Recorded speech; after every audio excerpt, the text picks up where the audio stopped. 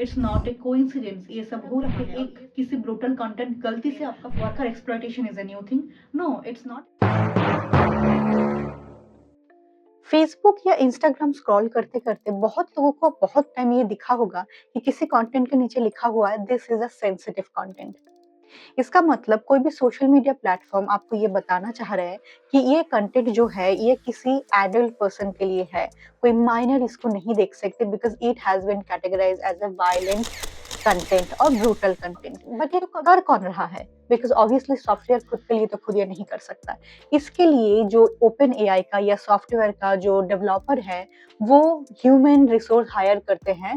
उनके through data levelling किया जाता है ताकि ओपन एआई को या फिर किसी भी सोशल मीडिया सॉफ्टवेयर को पता चले कि कौन सा डेटा कहाँ देना है, कौन सा डेटा डेंजरस है, कौन सा ब्रूटल है, कौन सा वायलेंट है, कौन सा नॉट वायलेंट है, कौन सा सबके लिए एप्लीकेबल है। कैसे किया जा रहा है ये डेटा एनोटेशन, डेटा लेवलिंग? जो लोग कर रहे हैं उनका हेल्थ वेलबींग का क्या है? अगर आपका हेल्थ एंड वेलबींग ठीक करने के लिए, आपको सेफगार्ड करने के लिए उस डेटा को लेवलिंग किया जा रहा है, जो कर रहा है वो कैसे कर रहा है? ये काम करने के लिए सबसे पहले टारगेट किया जाता है those people who are coming from marginalised community या फिर tribal community. For example Jharkhand in India, जहाँ पे most of the tribal community रहता है, रिफ्यूजी कम्युनिटी रहता है लेबनान में या फिर केनिया में, या फिर वो लोग जो एकदम ही बिलो प्रॉवर्टी लेवल के नीचे है, जिनका सोशियो इकोनॉमिक स्टेटस बहुत ही खराब है, जिनके पास ना स्किल है ना एजुकेशन है, वो बियरली सर्वाइव कर रहे हैं, उनके पास खाने के लिए पैसे नहीं है लग रहा है, तो उनको एट फर्स्ट कैसे लगेगा कि कौन सा काम राइट है, कौन सा काम रॉन्ग है। when you are hungry, you are not in the condition to decide which is a good food, which is not. ये जो वीमेन ट्राइबल वर्कर है ये डेली 800 से ऊपर वीडियोस फोटोज देखते हैं, उनको आइडेंटिफाई करते हैं, कैटेगराइज करते हैं, फिर एआई को ट्रेन करते हैं। एंड सरप्राइजिंगली वीमेन वर्कर जब पहले काम करना शुरू कर रहे हैं कोई भी कंपनी के साथ, इनिशियली जो एग्रीमेंट साइन कर रहा है वो एग्रीमेंट बहुत ही एम्बिगुअस है। उस एग्रीमेंट में क्लियरली नहीं लिखा हुआ रहता है कि क्या क्या उनको करना पड़ता है।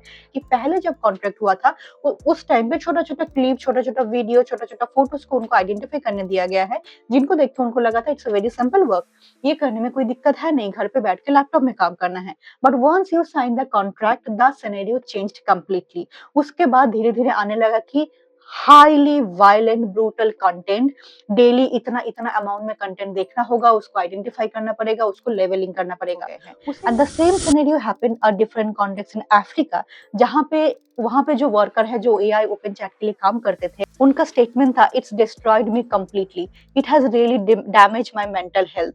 वहीं से एक फॉर्मर डेटा लेवलर जो काम करते थे वो वहाँ के केनिया के गवर्नमेंट के अगेंस्ट में फाइल पिटीशन भी किए थे। ये इन्वेस्टिगेशन होना चाहिए कि डेटा एनोटेशन के नाम पे कौन-कौन चीज को वो डेटा एनोटेशन बोल रहा है। ह्यूमन एक्सप्लॉयटेशन या फिर worker exploitation is a new thing? No, it's not a new thing. जब जब हमारा इंडस्ट्रियलाइजेशन हो रहा है, जब जब हमारा नया नया बिग बिग कंपनी हो रहा है, नया नया काम हो रहा है, सबसे पहले वो टारगेट उसी लोगों को करते हैं जिनको कम पैसा दे के उनका मेंटल हेल्थ का ख्याल ना रखे। मेंटल हेल्थ तो छोड़िए, कभी कभी प्रॉपर पैसा तक नहीं दिया जाता है। The work from tribal community, कभी कभी ऐसा भी उन्होंने बोला कि कभी एक तो पैसा जो देता है, कभी कभी वो भी रेगुलरली नहीं आता है। मेंटल हेल्थ का तो बात छोड़ दो, जो पैसा है वो भी मिनिमम नहीं आता है। बट द क्वेश्चन इज, जो पैसा आप देते हैं क्या वो उसके वो हार्म के लिए ठीक है? अगर एक इंसान 6 महीने काम करने के बाद वो मेंटली डिसेबल फील कर रहा है, मेंटली हार्म फील कर रहा है, वो अपने आप को सोसाइटी से दूर ले रहा है, वो आइसोलेटेड हो जा रहा है, उसका तो उसके लिए कौन जिम्मेदार है? Data annotation, data labelling is not a thing which you should stop, and I completely agree with that. हम इसको बंद नहीं कर सकते, but are you taking the provision, are you taking the proper precaution while using those worker?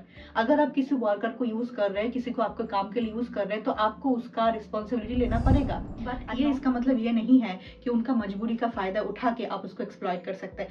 Even though it's a very old tradition of worker exploitation, it's a very historical thing exploiting worker, but still everyone have to raise voice for it. अगर आप tribal women को या फिर refugee people को या फिर below socio economic status people को use कर रहे हैं अपना काम के लिए, एटलीस्ट उनका मेंटल हेल्थ का तो ख्याल रखिए। जब आपको पता है कि आप इतना वायलेंट कंटेंट दिखा रहे हैं, ये काम जो है वो डेंजरस रिस्क काम में कंसिडर होता है डेटा लेवलिंग। ये होने के बाद भी जो लोग ये डेटा लेवल कर रहे हैं उनके लिए आप प्रॉपर प्रिकॉशन क्यों नहीं रख सकते? डेटा लेवलिंग या डेटा नोटेशन के काम के साथ हम किसी को प्रॉब्लम नहीं, because obviously we have to go with AI.